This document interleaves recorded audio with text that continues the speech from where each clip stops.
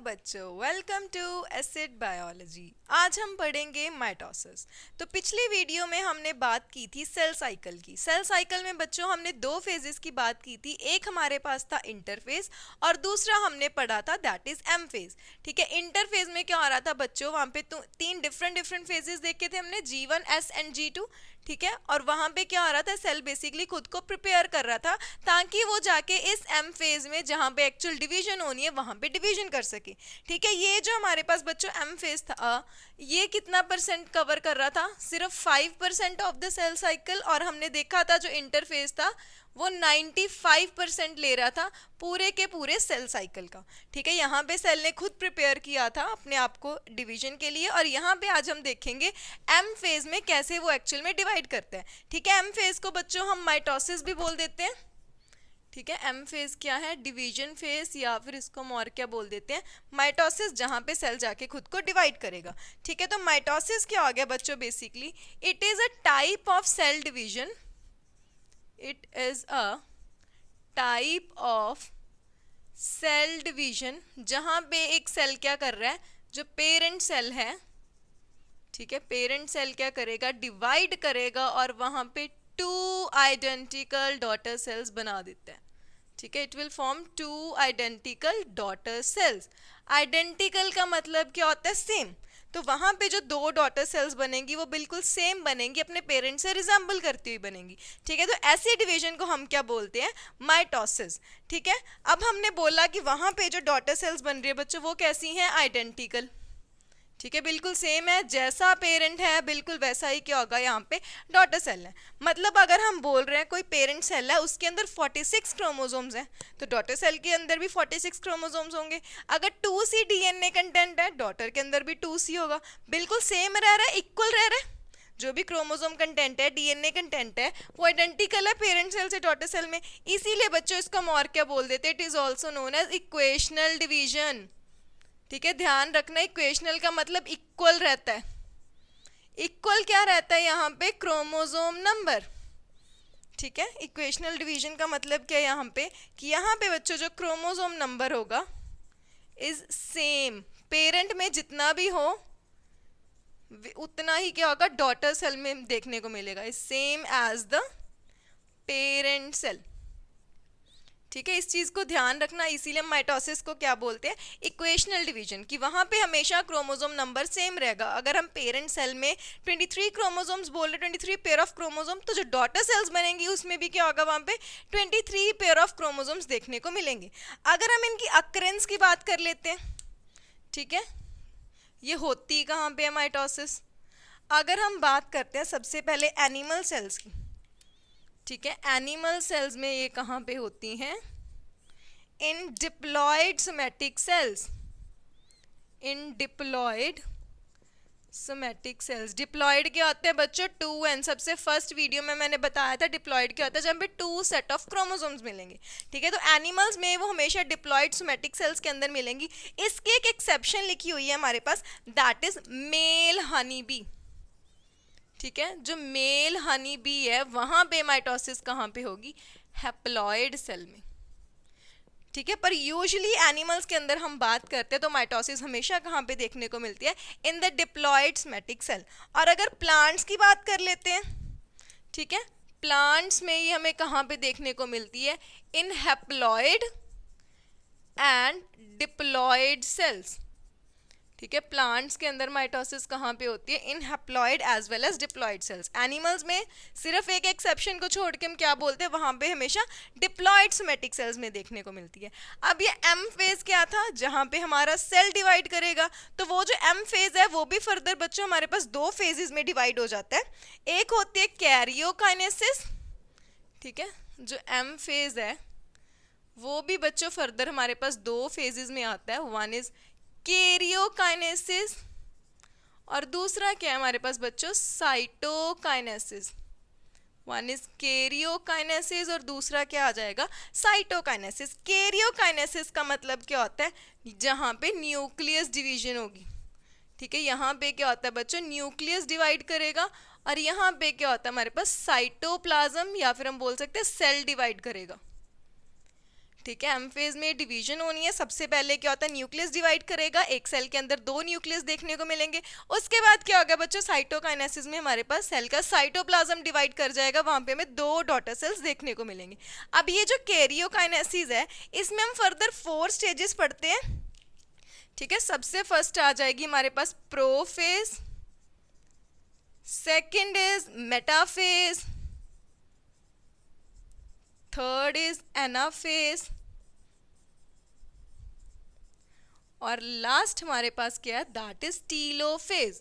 ठीक है, जो न्यूक्लियस डिवीजन है, जो कैरियोकाइनेसिस है, उसमें फर्दर 4 स्टेजेस पढ़ेंगे हम, prophase, metaphase, anaphase and telophase. ठीक है, ऑल्दो अगर हम बात करते हैं जो सेल डिवीजन है, it is a progressive process. ये आपकी बुक में भी लाइन लिखी है।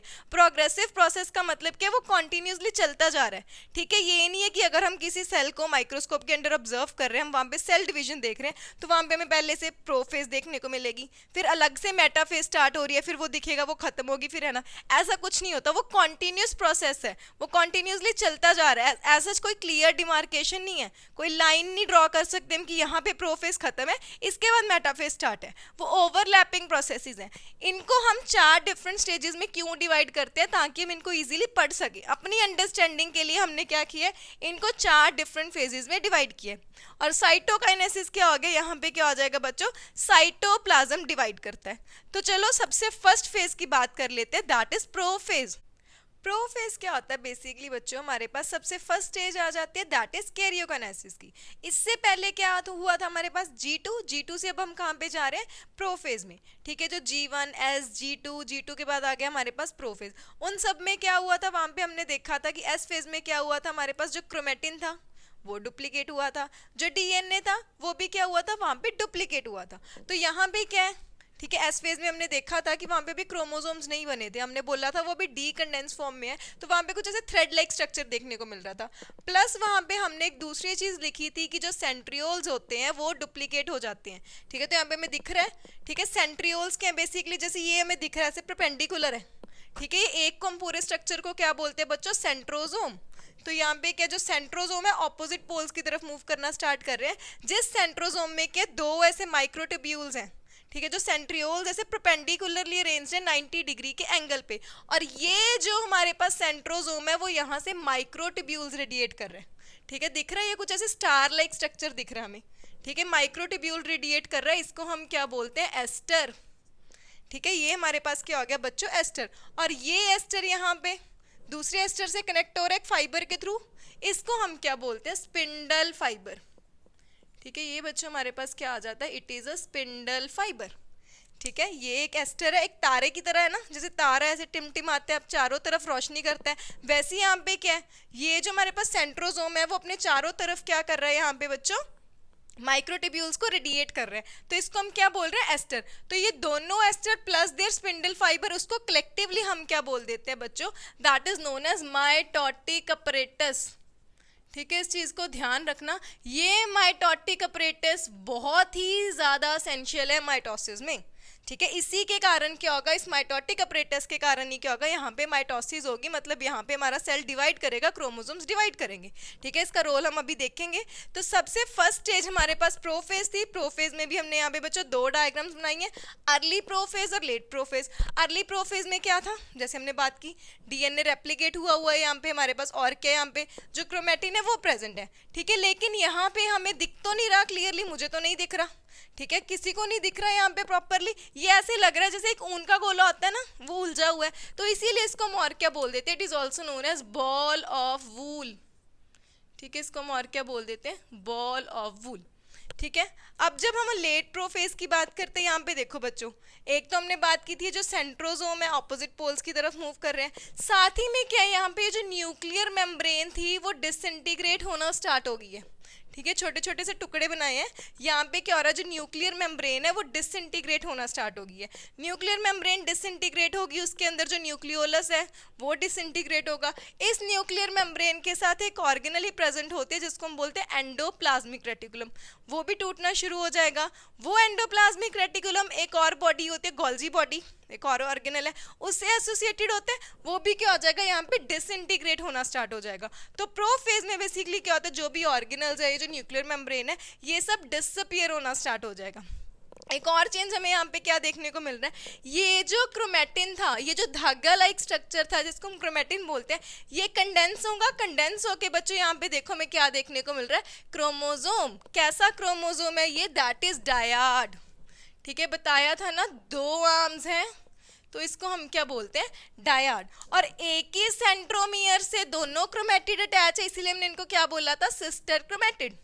ठीक है, तो यहाँ पे क्या हुआ, क्रोमेटिन कंडेंस हुआ, कंडेंस होके बच्चों उसने यहाँ पे क्या बना दिया, क्रोमोसोम। तो अगर हम बात करें प्रोफेज में हमारे पास क्या क्या चेंजेस आई, सबसे पहले क्या हुआ, क्रोमेटिन था, क्रोमेटिन की कंडेंसेशन हुई, उससे बच्चों हमारे पास क्या बन गया यहाँ पे, क्रोमोसोम। दूसरा हमने क्या बोला कि जो सेंट्रोसोम है, ठीक है, वो क्या कर रहे हैं, ऑपोजिट पोल्स की तरफ मूव करना स्टार्ट कर रहे हैं। ठीक है, थर्ड यहाँ पे क्या हो रहा है, जो न्यूक्लियर मेम्ब्रेन है उसके अंदर न्यूक्लियस है, उसके साथ जो भी बॉडीज एसोसिएटेड है, एंडोप्लाज्मिक रेटिकुलम, गोल्जी बॉडी, वो सब यहाँ पे क्या होगी, डिसअपियर हो जाएंगी। ठीक है, उसके बाद नेक्स्ट स्टेज पे हम चलते हैं, दैट इज मेटाफेज। मेटाफेज कहाँ से स्टार्ट होगा, हमारी एनसीईआरटी में एक पहली लाइन लिखी है, the complete disintegration of nuclear membrane marks the beginning of metaphase. जब पूरी कंप्लीटली ये न्यूक्लियर मेम्ब्रेन डिसइंटीग्रेट हो जाएगी तब हम बोलेंगे वहां पे कौन सी स्टेज स्टार्ट हुई, दैट इज मेटाफेज। तो देखो यहाँ पे हमने थोड़ी सी, ठीक है, डिसअपियर होनी स्टार्ट हुई थी, लेकिन यहाँ पे तो हमने बिल्कुल ही नहीं बनाई। ठीक है, न्यूक्लियर मेम्ब्रेन कंप्लीटली डिसअपियर होगी। जब न्यूक्लियर मेम्ब्रेन डिसअपियर होगी तो ये जो क्रोमोसोम पहले न्यूक्लियस में बड़ा था बच्चों, वो कहाँ पे चला जाएगा, साइटोप्लाज्म में, क्योंकि अब उसको कवर करने के लिए न्यूक्लियर मेम्ब्रेन ही नहीं बची, तो ऑटोमेटिकली हमारे पास जो क्रोमोसोम था वो कहाँ पे चला जाएगा, इन द साइटोप्लाज्म। दूसरी मेजर चेंज यहाँ पे क्या आ रहा है, अब ये जो स्पिंडल फाइबर्स थे सेंट्रोसोम के, वो कहाँ पे आके अटैच होंगे, हमारे पास क्रोमोसोम पे। ठीक है, क्रोमोसोम के कौन से पार्ट पे अटैच होते हैं, इस चीज का ध्यान रखना है, दैट इज काइनेटोकोर। काइनेटोकोर क्या होता है बच्चों, जैसे ये हमारे पास एक क्रोमोसोम है, ठीक है, हमें पता है ये जो क्रोमैटिड्स है एक स्ट्रक्चर से अटैच होते हैं जिसको हम क्या बोलते हैं, सेंट्रोमियर। इस सेंट्रोमियर के पास एक कुछ ऐसे डिस्क शेप स्ट्रक्चर होता है, इसी को बोला जाता है दैट इज काइनेटोकोर। ठीक है, तो अगर क्वेश्चन आता है ध्यान रखना है, हमने ये नहीं बोलना हमारा स्पिंडल फाइबर सेंट्रोमियर से अटैच होता है, सेंट्रोमियर के पास कुछ ऐसे डिस्क शेप स्ट्रक्चर होता है जिसको बोलते हैं काइनेटोकोर। तो ये जो सेंट्रोसोम थे इसके स्पिंडल फाइबर्स क्या करेंगे, उस क्रोमोसोम के काइनेटोकोर पे जाके अटैच हो जाएंगे। अब इससे पहले हमारा क्रोमोसोम सेल के अंदर कहीं पे भी था, यहाँ था, यहाँ था, यहाँ था, कहीं पे भी था, वो क्या होगा, यहाँ पे सेंटर पे आके अलाइन हो जाएगा। ठीक है, जैसे यहाँ पे हम बात करें कुछ ऐसे डिस्क सी बन रही है, ठीक है, ये क्या हो गया, सेल का सेंटर, यहाँ पे क्या हो गया, मेरा क्रोमोसोम आके अलाइन हो गया। ठीक है, जैसे अर्थ बनाते हैं ना हम, अर्थ के सेंटर वाली लाइन को क्या बोलते हैं, इक्वेटर। तो अब क्या बोल देते हैं कि जो मेटाफेज में क्रोमोसोम्स है वो खुद को आके क्या करेंगे बच्चों, यहाँ पे इक्वेटर पे अलाइन कर लेते हैं, या फिर उसको हम और क्या बोल देते हैं, मेटाफेजिक प्लेट। ठीक है, तो मेटाफेज में क्या हुआ, न्यूक्लियर मेम्ब्रेन कंप्लीटली डिसइंटीग्रेट होगी, जो हमारे स्पिंडल फाइबर्स थे वो कहाँ पे आके अटैच हो गए, क्रोमोसोम के काइनेटोकोर पे। और यहाँ पे क्या हुआ, अब ये जो क्रोमोसोम थे उन्होंने क्या किया, खुद को इस इक्वेटर पे या फिर हम बोल सकते हैं मेटाफेजिक प्लेट पे अलाइन कर लिया। इस अलाइनमेंट को बच्चों क्या बोला जाता है, दिस इज नोन एज कंग्रेशन। ठीक है, इसको हम अलाइनमेंट को क्या बोलते हैं, जहां पे ये क्रोमोसोम्स क्या कर रहे हैं, खुद को मेटाफेजिक प्लेट पे अरेंज करते हैं, दैट इज नोन एज कंग्रेशन। ठीक है, यहाँ पे जो क्रोमोसोम्स हैं हमने पढ़ा कंडेंसेशन यहाँ पे होनी शुरू होगी, प्रोफेज में क्रोमेटिन से कंडेंसेशन होनी स्टार्ट हुई, लेकिन मेटाफेज में वो कंप्लीटली कंडेंस हो चुके हैं। ठीक है, बहुत ज़्यादा कंडेंस हो चुके हैं, सबसे शॉर्टेस्ट फॉर्म में होते हैं इस स्टेज में। तो अगर हमने उसकी मॉर्फोलॉजी देखनी कि क्रोमोसोम कैसा होता है, तो सबसे बेस्ट स्टेज हम इसको मानते हैं मेटाफेज को, क्योंकि यहाँ पे क्रोमोसोम्स कंप्लीटली अपनी शेप ले चुके हैं, क्योंकि वो कंडेंस हो चुके हैं। अगर प्रोफेज की बात करें तो वहाँ पे तो वो क्रोमेटिन में थे, ठीक है, वहाँ पे तो अभी कंडेंस हो रहे थे, तो ये कौन सी हो जाएगी, बेस्ट स्टेज है to study morphology of chromosome. समझ आया बच्चों। इसके बाद नेक्स्ट स्टेज में हम जाते हैं मेटाफेज से, दैट इज एनाफेज। ठीक है, यहाँ पे एनाफेज में देखो जो सेल है मैंने थोड़ा सा लंबा करके बनाया। ठीक है, इस केस में क्या होता है, इसके जो माइक्रोट्यूब्यूल्स होते हैं वो क्या करते हैं, कॉन्ट्रैक्ट करना स्टार्ट करते हैं, जिसके कारण यहाँ पे जो सेल है वो इनलार्ज हो जाता है। ठीक है, इस चीज़ का ध्यान रखना है, as compare to prophase and metaphase यहाँ पे जो सेल है थोड़ा सा इलोंगेट हो जाता है, क्योंकि माइक्रोट्यूब्यूल्स के कारण। ठीक है। दूसरी चीज, अब हमने बात की थी मेटाफेज में क्या हुआ था, जो क्रोमोसोम्स थे सेंटर पे लाइन थे, स्पिंडल फाइबर से अटैच थे। अब क्या होगा, ये जो स्पिंडल फाइबर्स हैं क्रोमोसोम को अपनी तरफ खींचेंगे। ठीक है, ये स्पिंडल फाइबर इसको इधर को पुल करेगा, ये स्पिंडल फाइबर इसको इधर को पुल करेगा, जिसके कारण क्या बच्चों, ये जो क्रोमोसोम है यहाँ बीच में से टूट जाएगा। ठीक है, उसका जो सेंट्रोमियर है वो स्प्लिट हो जाएगा और यहाँ पे एक क्रोमोसोम से क्या हो गया, हमें दो क्रोमैटिड्स देखने को मिल रहे हैं। जो दो क्रोमैटिड्स एक सेंट्रोमियर से अटैच थे, क्योंकि स्पिंडल फाइबर्स उनको अपनी तरफ खींच रहे थे, वो क्या हो जाएंगे, बीच में से टूट जाएंगे।